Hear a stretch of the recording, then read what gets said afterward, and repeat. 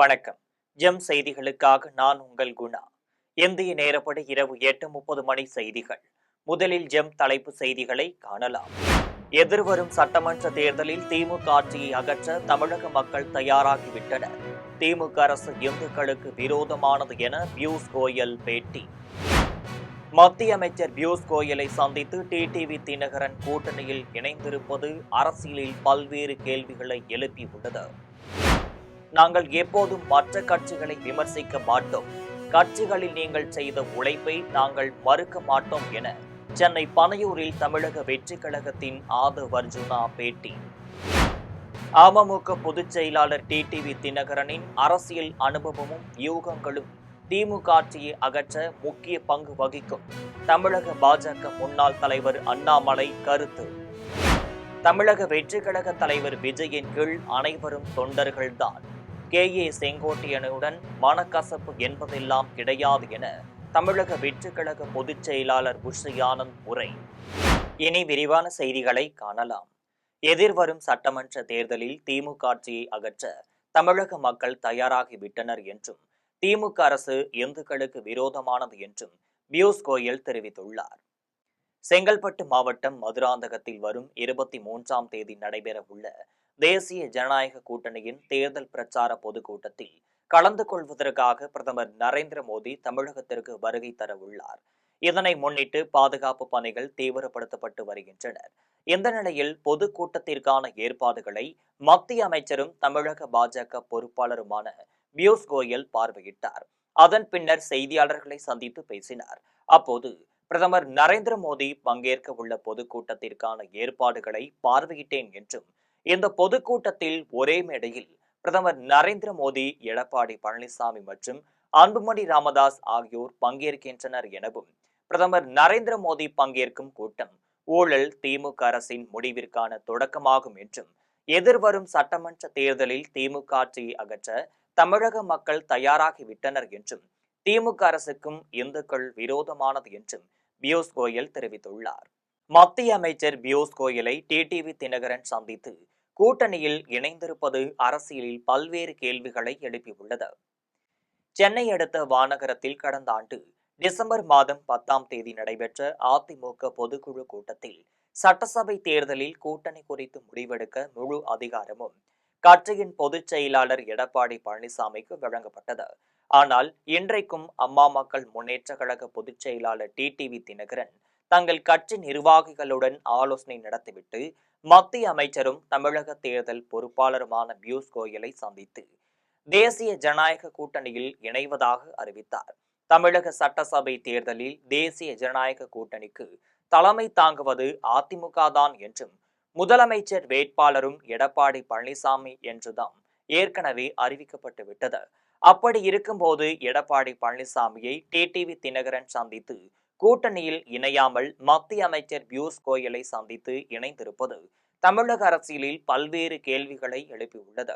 இந்த நிலையில் உடனே அதிமுக மூத்த தலைவர்களான எஸ்.பி. வேலுமணி, கே.பி. முனுசாமி உள்ளிட்டோரை அழைத்து அவசர ஆலோசனை நடத்திய எடப்பாடி பழனிசாமி தேசிய ஜனநாயக கூட்டணிக்கு டிடிவி தினகரனை வரவேற்றுள்ளார்.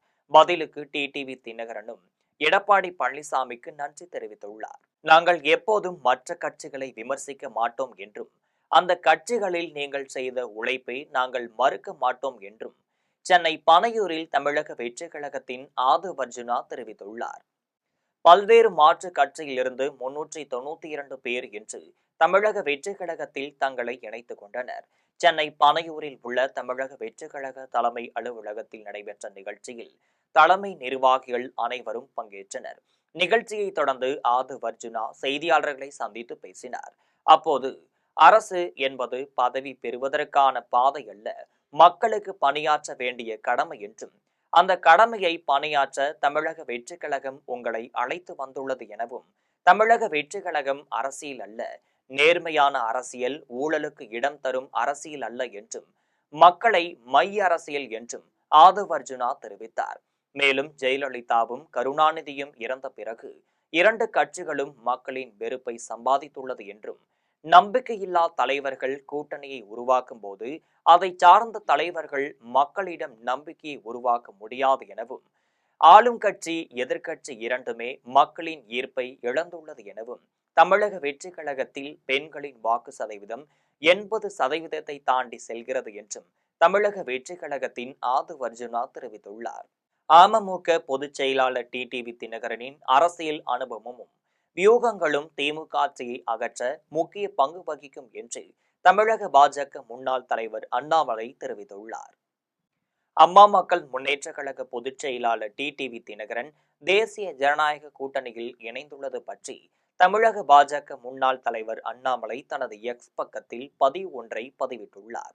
அதில் வரும் தமிழக சட்டமன்ற தேர்தலில் தேசிய ஜனநாயக கூட்டணியில் அம்மா மக்கள் முன்னேற்ற கழகம் இணைகிறது என்ற செய்தி மிகுந்த மகிழ்ச்சியை அளிக்கிறது என்றும் அமமுக பொதுச் செயலாளர் டிடிவி தினகரனுக்கு எனது மனமார்ந்த நன்றிகளை தெரிவித்துக் கொள்கின்றேன் என அண்ணாமலை தெரிவித்தார். மேலும் அண்ணன் டிடிவி தினகரனின் ஆழ்ந்த அரசியல் அனுபவமும் தேர்தல் வியூகங்களும் வரும் சட்டமன்ற தேர்தலில் மக்கள் விரோத திமுக ஆட்சியை அகற்ற முக்கிய பங்கு வகிக்கும் என்று குறிப்பிட்டுள்ளார். தமிழக வெற்றி கழக தலைவர் விஜயின் கீழ் அனைவரும் தொண்டர்கள்தான் என்றும் செங்கோட்டையனுடன் மனக்கசப்பு என்பதெல்லாம் கிடையாது என்றும் தமிழக வெற்றி கழக பொதுச் செயலாளர் புஷி ஆனந்த் தெரிவித்துள்ளார். பல்வேறு மாற்று கட்சிகளிலிருந்து 392 பேர் என்று தமிழக வெற்றி கழகத்தில் தங்களை இணைத்துக் கொண்டனர். சென்னை பனையூரில் உள்ள தமிழக வெற்றி கழக தலைமை அலுவலகத்தில் நடைபெற்ற நிகழ்ச்சியில் தலைமை நிர்வாகிகள் அனைவரும் பங்கேற்றனர். விழாவில் தமிழக வெற்றி கழக பொதுச் செயலாளர் புஷி ஆனந்த் பேசினார். அப்போது நாங்கள் ஒற்றுமையாக தான் இருக்கிறோம், எங்களிடம் சின்ன சின்ன சண்டைகள் கூட இல்லை என்றும் செங்கோட்டையனுடன் எந்த மனக்கசப்பும் இல்லை என்றும் செங்கோட்டையனுடன் மனக்கசப்பு என்பதெல்லாம் கிடையாது, எங்களை பொறுத்தவரை விஜயின் கீழ் அனைவருமே தொண்டர்கள்தான் என்றும் 50 ஆண்டு கால அரசியலில் 9 முறை சட்டமன்ற உறுப்பினராக இருந்தவர் செங்கோட்டையன் என்றும் தமிழக வெற்றி கழக பொதுச் செயலாளர் புஷி ஆனந்த் தெரிவித்துள்ளார். கேரள போக்குவரத்து துறையில் பணியின் போது உயிரிழந்த போக்குவரத்து தொழிலாளரின் குடும்பத்திற்கு காப்பீடு நிறுவன உதவியுடன் போக்குவரத்து துறை அமைச்சர் கணேஷ்குமார் ரூபாய் 1 கோடியை வழங்கினார். போக்குவரத்து துறை அமைச்சர் கணேஷ்குமாரின் முயற்சியால் கேரள அரசு போக்குவரத்து கழகமான KSRTCயில் தற்போது புதிய ரக பேருந்துகள் இயக்கப்பட்டு வருவதுடன் ஊழியர்களுக்கு ஊதியம் உள்ளிட்ட முன்னேற நடவடிக்கைகள் மேற்கொள்ளப்பட்டு வருகிறது. அதன் ஒரு பகுதியாக KSRTC போக்குவரத்து கழகத்தில் பணியாற்றும் பணியாளர்களுக்கு சிறப்பு காப்பீடு திட்டம் அறிமுகப்படுத்தப்பட்டதுடன் பணியின் போது சாலை விபத்தில் உயிரிழந்த போக்குவரத்து தொழிலாளரின் குடும்பத்திற்கு நிவாரணம் வழங்கும் நிகழ்ச்சி திருவனந்தபுரம் கீழக்கோட்டை KSRCT அலுவலக கூட்டரங்கில் நடைபெற்றது. நிகழ்ச்சியில் கேரள போக்குவரத்து துறை அமைச்சர் கணேஷ்குமார் கலந்து கொண்டு போக்குவரத்து தொழிலாளரின் குடும்பத்திற்கு ரூபாய் 1 கோடியை வழங்கி பேசினார். அப்போது தற்போதைய நிலைமையில் KSRTC தொழிலாளர்களுக்கு ஊதிய உயர்வு வழங்க இயலவில்லை என்றாலும் மாதம் முதல் தேதியாக ஊதியம் வழங்க நடவடிக்கை மேற்கொள்ளப்படும் என்றும் முதலாக பணியின் போது சாலை விபத்தில் உயிரிழந்த போக்குவரத்து தொழிலாளியின் குடும்பத்திற்கு தற்போது காப்பீடு நிறுவன உதவியுடன் KSRTCயும் இணைந்து ரூபாய் 1 கோடியை வழங்கியுள்ளது என்றும் போக்குவரத்து துறை அமைச்சர் கணேஷ்குமார் தெரிவித்துள்ளார். இது தொடர்பாக மேலும் அவர் தெரிவிக்கையில் 2022ஆம் ஆண்டு சாலை மறியல் போராட்ட வழக்கு தொடர்பாக நீதிமன்றத்தில் ஆஜராகாத பாலக்காடு வடகார தொகுதியின் நாடாளுமன்ற உறுப்பினர் ஷாபி பரம்பிளை கைது செய்து நீதிமன்றத்தில் ஆஜர்படுத்த வேண்டும் என காவல்துறையினருக்கு பாலக்காடு குற்றவியல் நீதிமன்றம் உத்தரவிட்டுள்ளது. கேரள மாநிலம் வயநாட்டில் ராகுல் காந்தி நாடாளுமன்ற உறுப்பினராக இருந்தபோது நாடாளுமன்ற உறுப்பினர் அலுவலகத்தை கம்யூனிஸ்ட் கட்சியின் மாணவர் அமைப்பான SFI அமைப்பினர் உடைத்தனர். இதற்கு எதிர்ப்பு தெரிவித்து பாலக்காடு சட்டமன்ற உறுப்பினராக இருந்த ஷாபி பரம்பில் தலைமையில் 30க்கும் மேற்பட்ட இளைஞர் காங்கிரசார் பாலக்காடு சந்திரா நகர் பகுதியில் தேசிய நெடுஞ்சாலையில் சாலை மறியல் போராட்டத்தில் ஈடுபட்டனர். இதையடுத்து போராட்டத்தில் ஈடுபட்ட அப்போதைய சட்டமன்ற உறுப்பினர் ஷாபி பரம்பில் உட்பட காங்கிரசார் மீது பாலக்காடு கஸ்பா காவல்துறையினர் 2022ஆம் ஆண்டு ஜூன் மாதம் 24ஆம் தேதி வழக்கு பதிவு செய்தனர். இது தொடர்பான வழக்கு விசாரணை பாலக்காடு குற்றவியல் நீதிமன்றத்தில் நடைபெற்று வந்த நிலையில் தற்போது பாலக்காடு வடகார தொகுதி நாடாளுமன்ற உறுப்பினராக உள்ள ஷாபி பரம்பிலை வரும் 24ஆம் தேதி கைது செய்து நீதிமன்றத்தில் ஆஜர்படுத்த வேண்டும் என காவல்துறைக்கு பாலக்காடு குற்றவியல் நீதிமன்றம் உத்தரவிட்டுள்ளது. பொதுமக்களின் கோரிக்கையை ஏற்று கொருக்குப்பேட்டை பாரதி நகரில் குடிசை மாற்று வாரிய குடியிருப்பு பகுதியில் ரேசன் கடை கட்டுவதற்கு ஆர்கே நகர் சட்டமன்ற உறுப்பினர் ஜே எபினேசர் பூமி பூஜை போட்டு பணிகளை தொடங்கி வைத்தார். சென்னை கொருக்குப்பேட்டை பாரதி நகரில் குடிசை மாற்று வாரிய குடியிருப்பில் வசிக்கும் மக்கள் ரேசன் பொருட்களை வாங்குவதற்கு தொலைவில் உள்ள ரேசன் கடைக்கு சென்று பொருட்களை வாங்கி வருவதால் சிரமம் ஏற்பட்டுள்ளது எனவும் தங்கள் பகுதியில் ரேசன் கடை கட்டி கொடுக்க வேண்டும் எனவும் ஆர்கே நகர் சட்டமன்ற உறுப்பினர் ஜே எபினேசரிடம் பொதுமக்கள் கோரிக்கை விடுத்தனர். மக்களின் கோரிக்கையை நிறைவேற்றும் விதமாக குடிசை மாற்று வாரிய குடியிருப்பு அருகே ரேசன் கடை கட்டுவதற்காக அடிக்கல் நாட்டி வைக்கும் நிகழ்ச்சி நடைபெற்றது. நிகழ்ச்சியில் ஆர்கே நகர் சட்டமன்ற உறுப்பினர் ஜே எபினேசர் மற்றும் மண்டல குழு தலைவர் நேதாஜி கணேசன், மாமன்ற உறுப்பினர் உள்ளிட்டோர் கலந்து கொண்டு ரேசன் கட்டுவதற்கு பூமி பூஜை போட்டு அடிக்கல் நாட்டி வைத்து பணிகளை துவங்கி வைத்தனர். அப்போது தங்கள் பகுதியிலேயே ரேசன் கடை கட்டுவதற்கு ஏற்பாடு செய்த சட்டமன்ற உறுப்பினர் ஜே எபினேசருக்கும் அப்பகுதி மக்கள் நன்றி தெரிவித்தனர். நடைபெறுகின்ற சட்டப்பேரவை கூட்டத்தொடரில் கல் இறக்குமதிக்கும் உள்ள தடையை திமுக அரசு நீக்க வேண்டும் என்றும், இல்லை என்றால் திராவிட முன்னேற்ற கழகம் வருகின்ற சட்டமன்ற தேர்தலில் தோல்வியடையும் என்று ஆரணியில் தமிழ்நாடு கல் இயக்க ஒருங்கிணைப்பாளர் நல்லசாமி தெரிவித்தார். திருவண்ணாமலை மாவட்டம் ஆரணியில் பொதுப்பணித்துறை ஓய்வு மாளிகையில் நடைபெற்ற பத்திரிகையாளர் சந்திப்பு நிகழ்ச்சியில் தமிழ்நாடு கல் இயக்க ஒருங்கிணைப்பாளர் நல்லசாமி செய்தியாளர்களை சந்தித்து பேசினார். அப்போது கடந்த 20 ஆண்டுகளாக கல்லுக்கு விதித்த தடையை நீக்க கோரி போராடி வருவதாகவும், வரும் சட்டமன்ற தேர்தல் குறித்து தேர்தல் ஆணையம் அறிவிப்பு செய்வதற்கு முன்பாக கல்லுக்கு விதித்த தடையை நீக்க வேண்டும் எனவும் தெரிவித்தார். மேலும் தமிழகத்தில் 2வது பெரிய அணையாக உள்ள கீழ்பவானி அணையின் மூலம் ஈரோடு, திருப்பூர், கரூர் மாவட்டங்கள் பாசன வசதி பெறுகிறது என்றும், இந்த அணையின் நீர் நிர்வாகம் 1958 முதல் தொடர்ந்து அரசு விதிமுறைகளுக்கும் காவிரி தீர்ப்பாயத்திற்கும் எதிராக செயல்பட்டு வருகிறது என்றும், இந்த முறைகளுக்கு முற்றுப்புள்ளி வைக்க வேண்டும் என்று கல் இயக்க ஒருங்கிணைப்பாளர் நல்லசாமி தெரிவித்துள்ளார். இரட்டை கண் சுரங்க தரைப்பாலம் ஞாயிற்றுக்கிழமைக்குள் திறக்காவிட்டால் வணிகர்கள் சார்பில் கடையடைப்பு போராட்டத்தை நடத்துவோம் என்று தமிழ்நாடு வணிகர் சங்கங்களின் பேரமைப்பின் மாநில இணைச் செயலாளர் எத்திராஜன் தெரிவித்துள்ளார். ராணிப்பேட்டை மாவட்டம் அரக்கோணம் பழனிப்பேட்டை பகுதியில் உள்ள ரயில்வே இரட்டை கண் சுரங்கப்பாதை விரிவாக்க பணிக்காக கடந்த டிசம்பர் மாதம் 15ஆம் தேதி மூடப்பட்டது. இதற்கிடையே 10 நாட்களுக்குள் பணி முடிக்கப்பட்டு சுரங்கப்பாதை பொதுமக்கள் பயன்பாட்டிற்கு திறக்கப்படும் என ரயில்வே நிர்வாகம் அறிவித்திருந்த நிலையில் இதுவரை பணி முழுமையாக முடிவு பெறாமல் தரைப்பாலம் மூடப்பட்டே உள்ளது. இந்த நிலையில் தமிழ்நாடு வணிகர் சங்கங்களின் பேரமைப்பு மாநில இணை செயலாளர் எத்திராஜன் அரக்கோணம் வருவாய் கோட்டாட்சியர் ரமேஷை நேரில் சந்தித்து இரட்டை கண் சுரங்க தரைப்பாலம் ஞாயிற்றுக்கிழமைக்குள் திறக்க நடவடிக்கை எடுக்க வேண்டும் என்று தெரிவித்தார். மேலும் தவறும் பட்சத்தில் வணிகர்கள் கடையடைப்பு போராட்டத்தை நடத்துவோம் என்றும் பேரமைப்பு மாநில இணைச் செயலாளர் எத்திராஜன் தெரிவித்தார். அப்போது வணிகர் சங்க பேரமைப்பின் முக்கிய நிர்வாகிகள் உடன் இருந்தனர்.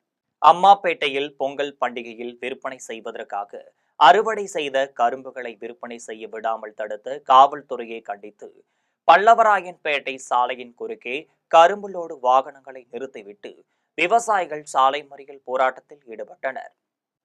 தஞ்சாவூர் மாவட்டம் அம்மாப்பேட்டையை சுற்றியுள்ள பகுதிகளான புளியங்குடி, நடுப்பட்டி, புத்தூர் உள்ளிட்ட பல்வேறு பகுதிகளில் பல ஏக்கரில் விவசாயிகள் பொங்கல் கரும்பு சாகுபடி செய்தனர். இந்த நிலையில் அறுவடை செய்த பொங்கல் கரும்பை பொங்கல் தினத்தில் அம்மாப்பேட்டையில் பல்வேறு பகுதிகளில் வைத்து விற்பனை செய்வதற்காக விவசாயிகள் காத்திருந்தனர். இந்த நிலையில் கரும்பு விற்பனை செய்வதற்கு அரசு அனுமதி அளித்திருந்த நிலையில் காவல்துறையினர் கரும்பை விற்பனை செய்ய விடாமல் தடுத்ததால் விவசாயிகள் ரூபாய் 5 லட்சத்திற்கு மேலாக பெரும் நஷ்டத்தை சந்தித்தனர். இதனால் பாதிக்கப்பட்ட விவசாயிகள் திருவாரூர் நாகப்பட்டினம் தேசிய நெடுஞ்சாலையான பல்லவராயன்பேட்டை சாலையின் குறுக்கே உற்பத்தி செய்யப்பட்ட பொங்கல் கரும்புகளை வாகனங்களை ஏற்றிவிட்டு போராட்டத்தில் ஈடுபட்டனர். இதனால் போக்குவரத்து நெரிசல் ஏற்பட்டது. காங்கிரஸ் கட்சியின் காஞ்சிபுரம் மாவட்ட தலைவராக நியமிக்கப்பட்டுள்ள ஸ்ரீபெரும்புதூர் அருள்ராஜ் முன்னாள் பாரத பிரதமர் ராஜீவ்காந்தி நினைவிடத்தில் மலர் வளையம் வைத்து மரியாதை செய்தபோது வரும் சட்டமன்ற தேர்தலில் தீவிரமாக பணியாற்றி வெற்றியினை மாநில தலைவர் செல்வ பெருந்தகையிடம் ஒப்படைப்பதாக உறுதியளித்தார். தமிழகம் முழுவதும் காங்கிரஸ் கட்சி சார்பில் பல்வேறு மாவட்டங்களில் புதிய மாவட்ட தலைவர்கள் நியமனம் செய்யப்பட்டுள்ளனர். அதன்படி காங்கிரஸ் கட்சியின் மாநில தலைவர் செல்வ பெருந்தகை பரிந்துரையின் பேரில் நியமிக்கப்பட்ட காஞ்சிபுரம் மாவட்ட தலைவர் ஸ்ரீபெரும்புதூர் அருள்ராஜ் என்பவர் ஸ்ரீபெரும்புதூரில் உள்ள முன்னாள் பாரத பிரதமர் ராஜீவ்காந்தி நினைவிடத்தில் மலர் வளையம் வைத்து மலர் தூவி மரியாதை செலுத்தினார். அப்போது வரும் 2026ஆம் ஆண்டு நடைபெறவுள்ள சட்டமன்ற தேர்தலில் காங்கிரஸ் கட்சி சார்பில் தீவிரமாக பணியாற்றி வெற்றியினை மாநில தலைவர் செல்வ பெருந்தகையிடம் ஒப்படைப்பதாக உறுதியளித்தார். நிகழ்ச்சியில் முன்னாள் மாவட்ட தலைவர் காஞ்சிபுரம் மதியழகன், காங்கிரஸ் கட்சியின் நிர்வாகிகள் ஐயப்பன், மாநில இளைஞரணி அமைப்பாளர் அனீஸ், மாவட்ட சிறுபான்மை பிரிவு தலைவர் முருகன் சாந்தகுமார், காஞ்சிபுரம் மாநகர தலைவர் நாதன், இளைஞரணியின் யோகி லோகநாதன், பிரபு, தென்னேரி சுகுமார் உட்பட வட்டார நகர நிர்வாகிகள் பலர் கலந்து கொண்டனர். பிரகாசபுரம் வனப்பகுதியில் கொட்டப்பட்டு வரும் குப்பைகளை 3 நாட்களில் அகற்றவில்லை என்றால் துறை சார்ந்த நடவடிக்கைகள் எடுக்கப்படும் என்று மாவட்ட வன அலுவலர் யோகேஷ்குமார் மீனா தெரிவித்துள்ளார். திண்டுக்கல் மாவட்டம் கொடைக்கானல் நகர் பகுதியில் எடுக்கப்படும் குப்பைகள் மற்றும் கழிவுகளை பிரகாசபுரம் இறுதி பகுதியில் கொட்டப்பட்டு வருவது வழக்கம். இந்த நிலையில் கொடைக்கானலில் 24 வார்டுகள் உள்ள குப்பைகள் மற்றும் தனியார் விடுதி, தனியார் உணவகங்கள், கடைகளில் இருந்து பெறப்படும் குப்பைகளை நகராட்சி லாரிகள் மற்றும் பிக்கப் வாகனங்கள் மூலம் கொண்டு செல்லப்பட்டு குப்பைகளை பிரகாசபுரம் பகுதியில் கொட்டப்பட்டு வருகிறது. மேலும் அங்கு குப்பைகளை தரம் பிரித்து மறுசுழற்சிக்கு அனுப்பப்படுகிறது. இந்த நிலையில் கடந்த சில நாட்களாகவே வனப்பகுதிக்குள் அதிக குப்பைகள் கொட்டப்பட்டு வருவதாக தொடர்ந்து புகார்கள் வந்த நிலையில் மாவட்ட வன அலுவலர்கள் நேரில் ஆய்வு செய்தனர். அதனைத் தொடர்ந்து வனப்பகுதிக்குள் கொட்டப்பட்டுள்ள குப்பைகளை 3 நாட்களில் அகற்ற வேண்டும் என்றும், குப்பைகளை அகற்றவில்லை என்றால் துறை சார்ந்த நடவடிக்கைகள் எடுக்கப்படும் என்று மாவட்ட வன அலுவலர் யோகேஷ்குமார் மீனா தெரிவித்துள்ளார். கோவில்பட்டி அண்ணா பேருந்து நிலையத்தில் நடைபெற்ற 38வது தேசிய சாலை பாதுகாப்பு மாத விழாவில் சாலை பாதுகாப்பு குறித்த கலை நிகழ்ச்சிகள் நடைபெற்றது. தூத்துக்குடி மாவட்டம் கோவில்பட்டி வட்டார போக்குவரத்து அலுவலகம் மற்றும் ஆக்டிவ் மைண்ட்ஸ் தொண்டு நிறுவனம் ஆகியவை சார்பில் 38வது தேசிய சாலை பாதுகாப்பு மாத விழாவை முன்னிட்டு கோவில்பட்டி அண்ணா பேருந்து நிலையத்தில் வட்டார போக்குவரத்து அலுவலர் கிரிஜா தலைமையில் சாலை பாதுகாப்பு குறித்த விழிப்புணர்வு நிகழ்ச்சி நடைபெற்றது. நிகழ்ச்சியில் கோவில்பட்டி சார் ஆட்சியர் ஹிமான் ஷா மங்கள் கலந்து கொண்டு பொதுமக்களுக்கு சாலை பாதுகாப்பு குறித்த விழிப்புணர்வு துண்டு பிரசுரங்களை வழங்கினார். நிகழ்ச்சியில் பங்கேற்ற காவல்துறை துணை கண்காணிப்பாளர் ஜெகநாதன் வாகன ஓட்டிகளுக்கு விழிப்புணர்வு துண்டு பிரசுரம் வழங்கி போக்குவரத்து விதிமுறைகள் பற்றி எடுத்துரைத்தார். நிகழ்ச்சியில் சாலை பாதுகாப்பினை வலியுறுத்தி பொய்க்கால் குதிரையாட்டம், கரகாட்டம் உள்ளிட்ட கலை நிகழ்ச்சிகளும் நடைபெற்றது. திருவள்ளூர் அருகே 2 கல்லூரி மாணவர்களை மது போதையில் பட்டாக்கத்தியால் வெட்டிய வாலிபர்களை திருவாலாங்காடு காவல்துறையினர் தேடி வருகின்றனர். திருவள்ளூர் மாவட்டம் திருவாலாங்காடு அடுத்த பாகசாலை கிராமத்தைச் சேர்ந்த அன்பரசன், ஹனீஸ் ஆகிய இருவரும் சென்னை வியாசார்பாடியில் உள்ள அம்பேத்கர் அரசு கலை கல்லூரியில் BA இளங்கலை பட்டப்படிப்பில் 1ஆம் ஆண்டு படித்து வருகின்றனர்.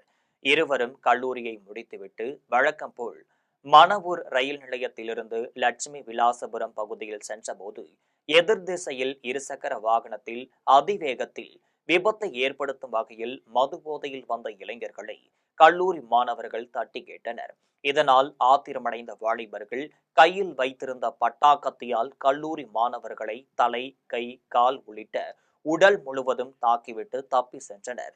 இதையடுத்து இரத்த வெள்ளத்தில் இருந்த கல்லூரி மாணவர்களை அப்பகுதி மக்கள் மீட்டு சிகிச்சைக்காக திருவள்ளூர் அரசு மருத்துவக் கல்லூரி மருத்துவமனையில் அனுமதித்தனர். அங்கிருந்து மேல் சிகிச்சைக்காக மருத்துவர்கள் சென்னை ராஜீவ்காந்தி அரசு மருத்துவமனைக்கு அனுப்பி வைத்தனர். இதுகுறித்து தகவல் அறிந்து சம்பவ இடத்திற்கு சென்ற திருவாலாங்காடு காவல்துறையினர் விசாரணை மேற்கொண்டு வருகின்றனர். அப்போது கல்லூரி மாணவர்களை பட்டாக்கத்தியால் வெட்டியவர்கள் லட்சுமி விலாசபுரம் கிராமத்தைச் சேர்ந்த ஜான் என்பவரின் மகன் ராகுல், தட்சிணாமூர்த்தி என்பவரின் மகன் விஸ்வா என்பது தெரியவந்தது. இதையடுத்து காவல்துறையினர் வழக்கு பதிவு செய்து தலைமறைவாக உள்ள வாலிபர்களை தீவிரமாக தேடி வருகின்றனர். மன்னார்குடி அருகே அறுந்து விழும் நிலையில் உள்ள மின்கம்பிகளை மின்வாரிய அதிகாரிகள் இழுத்து கட்டி சரி செய்ய வேண்டும் என கீழ்ப்பாதி கிராம மக்கள் மின்வாரிய அதிகாரிகளுக்கு கோரிக்கை விடுத்துள்ளனர். திருவள்ளூர் மாவட்டம் மன்னார்குடி அடுத்த கீழ்ப்பாதி கிராமத்தில் 200க்கு மேற்பட்ட ஏழை எளிய விவசாய தொழிலாளர்களின் குடும்பத்தினர் வசித்து வருகின்றனர். இந்நிலையில் இப்பகுதியில் சாலை மற்றும் வயல் பகுதிகளில் செல்லும் மின்கம்பிகள் தாழ்வாக அறுந்து விழும் நிலையில் உள்ளதால் இந்த பகுதி வழியாக பள்ளி கல்லூரிக்கு செல்லும் மாணவ மாணவிகள் பொதுமக்கள் பெரும் சிரமத்தை சந்தித்து வருவதாகவும் வாகன ஓட்டிகள் வாகனங்களை இயக்குவதற்கும் பெரிதும் பாதிக்கப்பட்டுள்ளனர் என்றும் பொதுமக்கள் தெரிவிக்கின்றனர். மேலும் இது குறித்து மின்வாரிய உதவி செயற்பொறியாளர், மின்வாரிய ஊழியர்கள் உள்ளிட்ட அதிகாரிகளிடம் தொடர்ந்து கோரிக்கை விடுத்தும் நேரடியாக சென்று மனு அளித்தும் இதுவரையிலும் உரிய நடவடிக்கை எடுக்கவில்லை என அப்பகுதி மக்கள் குற்றம் சாட்டுகின்றனர். மேலும் உயிர் சேதம் ஏற்படும் முன் தாழ்வாக செல்லும் மின் கம்பிகளை இழுத்து கட்டியும் சேதமடைந்த மின் கம்பிகளை மாற்றியமைக்க நடவடிக்கை எடுக்க வேண்டும் எனவும் மின்துறைக்கு அதிகாரிகளுக்கும் கீழ்ப்பாதி கிராம மக்கள் கோரிக்கை விடுத்துள்ளனர். குடியாத்தம் நகராட்சி வளாகத்தில் உள்ள காமராஜர், மகாத்மா காந்தி, அண்ணல் தங்கோ சிலைகள் பராமரிப்பு பணிகளுக்கு ரூபாய் 5 லட்சம் ஒதுக்கீடு செய்யப்பட உள்ள நிலையில் நகராட்சி தலைவர் சவுந்தரராஜன் சிலைகளை ஆய்வு செய்தார். வேலூர் மாவட்டம் குடியாத்தம் நகராட்சி அலுவலக வளாகத்தில் கர்ம வீரர் காமராஜர், மகாத்மா காந்தி, அண்ணல் தங்கோ ஆகிய சிலைகள் அமைக்கப்பட்டுள்ளனர். இந்த நிலையில் சிலைகள் பராமரிப்பு மற்றும் சிலைகளுக்கு மாலை அணிவிக்கும் வகையில் படிக்கட்டுகள் விரிவாக்கத்துடன் சிலைகளின் பீடங்கள் கட்டும் பணிகளுக்கு ரூபாய் 5 லட்சம் நிதி ஒதுக்கீடு செய்யப்பட உள்ளது. இந்த நிலையில் பணிகள் குறித்து நகராட்சி தலைவர் சவுந்தரராஜன் சிலைகளை பார்வையிட்டு அதிகாரிகளுடன் ஆய்வு மேற்கொண்டார். நிகழ்ச்சியில் நகராட்சி உறுப்பினர்கள் கோவிந்தராஜன், சுமதி மகாலிங்கம், நகராட்சி அதிகாரி சுபேர் உட்பட பலர் கலந்து கொண்டனர். ஆரணி அடுத்த சக்தி நகர் பகுதியில் மத்திய மாவட்ட அம்மா பேரவை செயலாளர் பாரிபாபு தலைமையில் 49வது வாரமாக அதிமுகவின் சாதனைகள் குறித்த துண்டு பிரசுரங்கள் வழங்கும் நிகழ்ச்சி நடைபெற்றது. திருவண்ணாமலை மாவட்டம் ஆரணி அருகே விலை சித்தேரி சேத்துப்பட்டு சாலையில் சக்தி நகர் பகுதியில் மத்திய மாவட்ட அம்மா பேரவை சார்பில் அதிமுக ஆட்சியில் செயல்படுத்திய மக்கள் நலத்திட்டங்கள் குறித்து 49வது வாரமாக துண்டு பிரசுரங்கள் வழங்கும் நிகழ்ச்சி மத்திய மாவட்ட அம்மா பேரவை செயலாளர் பாரிபாபு தலைமையில் நடைபெற்றது.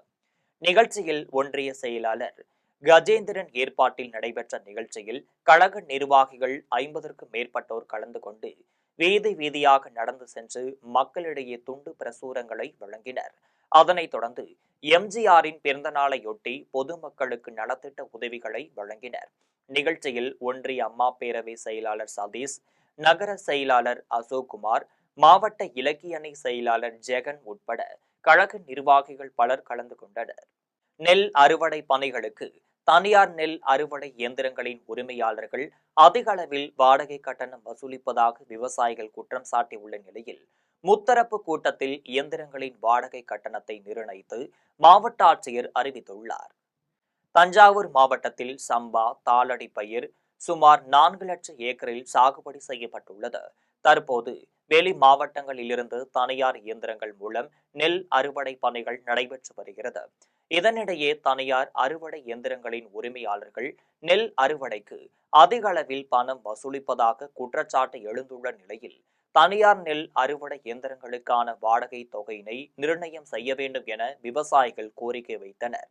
இந்த நிலையில் விவசாயிகளின் கோரிக்கையை ஏற்று தனியார் நெல் அறுவடை இயந்திரங்களின் உரிமையாளர்கள் மற்றும் விவசாயிகளுடன் முத்தரப்பு கூட்டம் நடைபெற்றது. கூட்டத்திற்கு பின்னர் மாவட்ட ஆட்சியர் அறிக்கை வெளியிட்டார்.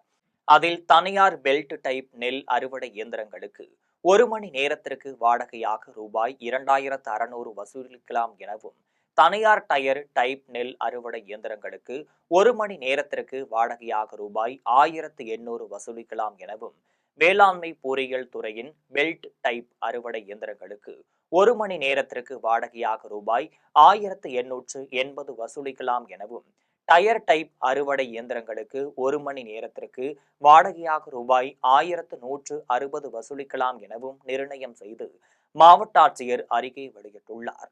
மேலும் அதிக கட்டணம் வசூலிக்கும் நெல் அறுவடை இயந்திரங்களின் உரிமையாளர்கள் மீது நடவடிக்கை எடுக்க 1077 என்ற எண்ணை தொடர்பு கொண்டு வேளாண் துறை அதிகாரிகளிடமும் மாவட்ட ஆட்சியர் அலுவலகத்தில் விவசாயிகள் தெரிவிக்கலாம் என்றும் மாவட்ட ஆட்சியர் உத்தரவிட்டுள்ளார். சென்னை நெற்குன்றத்தில் தேவ் அகாடமி சார்பில் நடைபெற்ற உலக சாதனை நிகழ்ச்சியில் சாதனை படைத்த மாணவ மாணவிகளுக்கு தமிழன் புக் ஆஃப் ரெக்கார்ட்ஸ் நிறுவனமும் உலக சாதனை நிறுவனங்களும் சான்றிதழ் வழங்கி கௌரவித்தது. உலகிலேயே முதல் முறையாக மாணவர்களின் திறமைகளை உலகறிய செய்யும் விதமாக சென்னை நெற்குன்றத்தில் தேவ் அகாடமி சார்பில் 2026ஆம் ஆண்டிற்கான உலக சாதனை நிகழ்ச்சி நடைபெற்றது. நிகழ்ச்சியில் அபாகஷ், யோகா, சிலம்பம், கராத்தே உள்ளிட்ட கலைகளை 9 மணி நேரத்தில் 4 குழுவினரும் தனிநபராக 4 பேரும் செய்து அசத்தினர். இதில் சுபஸ்ரீ என்பவர் கண்களை கட்டிக்கொண்டு செங்கற்கள் மீது அமர்ந்து 15 நிமிடம் இடைவிடாமல் யோகாசனம் செய்து, விக்னேஸ்வரி என்பவர் பானையின் மீது அமர்ந்து 25 நிமிடம் இடைவிடாமல் யோகாசனம் செய்தும், தனிஷ்கா என்பவர் ஒரு பானையின் மீது அமர்ந்தபடி ஒரே நேரத்தில் அபாகஸ் கணக்கீடுகளை செய்து கொண்டே 15 நிமிடங்கள் தொடர்ச்சியாக யோகாசனம் செய்தும், முகிலரசு என்பவர் கண்களை கட்டிக்கொண்டு யோகா பயிற்சிகளையும் அபாகஸ் கணக்கீடுகளையும் தொடர்ச்சியாக 10 நிமிடங்கள் செய்தும் உலக சாதனை படைத்துள்ளனர். மேலும் 4 குழுவினர் இடைவிடாமல் 9 மணி நேரமாக தொடர்ச்சியாக அபாகஸ் யோகா, சிலம்பம், கராத்தே உள்ளிட்ட கலைகளை செய்து உலக சாதனை படைத்துள்ளனர். அதனைத் தொடர்ந்து உலக சாதனை நிகழ்ச்சியில் பங்கேற்றவர்களுக்கு சான்றளிப்பு நிகழ்ச்சி நடைபெற்றது. நிகழ்ச்சியில் சென்னை 148 வட்ட கவுன்சிலர் கிரிதரன், உதவி ஆய்வாளர் ரேணுகாதேவி ஆகியோர் சிறப்பு விருந்தினர்களாக கலந்து கொண்டு சிறப்புரையாற்றினர். மாணவர்களின் கலைத்திறன்களை ஆய்வு செய்த தமிழன் புக் ஆஃப் ரெக்கார்ட்ஸின் மூத்த மேலாளர் டாக்டர் பி. பால் சுப்பிரமணியன், உலக சாதனை நிறுவனத்தின் ஆய்வு அதிகாரி கலா மற்றும் ஜோதி உமாபதி ஆகியோர் மாணவ மாணவிகளின் சாதனைகளை பாராட்டி சான்றிதழ்களை வழங்கினர். மேலும் தமிழன் புக் ஆஃப் ரெக்கார்ட்ஸ் நிறுவனமும் உலக சாதனை நிறுவனங்களும் மாணவர்களின் சாதனைகளை அங்கீகரித்துள்ளனர். இந்த உலக சாதனை நிகழ்ச்சி மற்ற மாணவர்களிடையே கலைத்திறனை ஊக்கப்படுத்துவதாக உள்ளதால் பெற்றோர்களிடையே நல்ல வரவேற்பை பெற்றுள்ளது. கன்னியாகுமரி மாவட்டம் குலசேகரத்தில் அமைந்துள்ள கூடை தூக்கி ஸ்ரீ தர்ம சாஸ்தா ஆலயத்தின் கும்பாபிஷேக விழா வெகு விமர்சையாக நடைபெற்றது. கன்னியாகுமரி மாவட்டத்தில் பிரசித்தி பெற்ற ஆலயங்களில் ஒன்றான குலசேகரம் கூடை தூக்கி ஸ்ரீ தர்மசாஸ்தா திருக்கோவில் புனரமைக்கப்பட்டு இன்று மகா கும்பாபிஷேகம் சிறப்பாக நடைபெற்றது. விழாவில் முன்னதாக யாக வேள்விகள் உள்ளிட்ட சிறப்பு பூஜைகள் நடைபெற்றது. அதன் பின்னர் ஆலய தந்திரி நாராயணன் நம்பூதிரி தலைமையிலான சிவச்சாரியர்கள் பங்கேற்று யாகத்தில் பூஜிக்கப்பட்ட புனித நீரை மேளதாள வாத்தியங்கள் முழங்க கோவிலின் கோபுரத்திற்கு எடுத்து சென்று கலசத்தின் மீது ஊற்றி கும்பாபிஷேகத்தை சிறப்பாக நடத்தினர். அதன் பின்னர் கோவிலில் திரண்டிருந்த பக்தர்கள் மீது புனித நீரை தெளித்தனர். விழாவில் வெள்ளிமலை ஸ்ரீ விவேகானந்த ஆசிரம சுவாமிகள், சைதன் ஆனந்தஜி மகாராஜ், முன்னாள் சட்டமன்ற உறுப்பினர் அப்பு நடேசன் மற்றும் தமிழக கேரளாவைச் சேர்ந்த திரளான பக்தர்கள் கலந்து கொண்டு கூடை தூக்கி ஸ்ரீ தர்மசாஸ்தாவை வழிபட்டனர். மீண்டும் ஜெம் தலைப்பு செய்திகள். எதிர்வரும் சட்டமன்ற தேர்தலில் திமுக ஆட்சியை அகற்ற தமிழக மக்கள் தயாராகிவிட்டனர். திமுக அரசு இந்துக்களுக்கு விரோதமானது என பியூஷ் கோயல் பேட்டி. மத்திய அமைச்சர் பியூஷ் கோயலை சந்தித்து டிடிவி தினகரன் கூட்டணியில் இணைந்திருப்பது அரசியலில் பல்வேறு கேள்விகளை எழுப்பியுள்ளது. நாங்கள் எப்போதும் மற்ற கட்சிகளை விமர்சிக்க மாட்டோம். கட்சிகளில் நீங்கள் செய்த உழைப்பை நாங்கள் மறுக்க மாட்டோம் என சென்னை பனையூரில் தமிழக வெற்றி கழகத்தின் ஆதவ் அர்ஜுனா பேட்டி. அமமுக பொதுச் செயலாளர் டிடிவி தினகரனின் அரசியல் அனுபவமும் யூகங்களும் திமுக ஆட்சியை அகற்ற முக்கிய பங்கு வகிக்கும். தமிழக பாஜக முன்னாள் தலைவர் அண்ணாமலை கருத்து. தமிழக வெற்றி கழக தலைவர் விஜயின் கீழ் அனைவரும் தொண்டர்கள்தான். கே.ஏ. செங்கோட்டையனுடன் மனக்கசப்பு என்பதெல்லாம் கிடையாது என தமிழக வெற்றி கழக பொதுச் செயலாளர் புஷி ஆனந்த் உரை. இத்துடன் ஜெம் செய்திகள் நிறைவடைகின்றன. மீண்டும் ஜெம் செய்திகள் இரவு 12 மணிக்கு. உடனுக்குடன் செய்திகளை காண gemlive.tv என்ற இணையதளத்தில் இணைந்திருங்கள். நன்றி, வணக்கம்.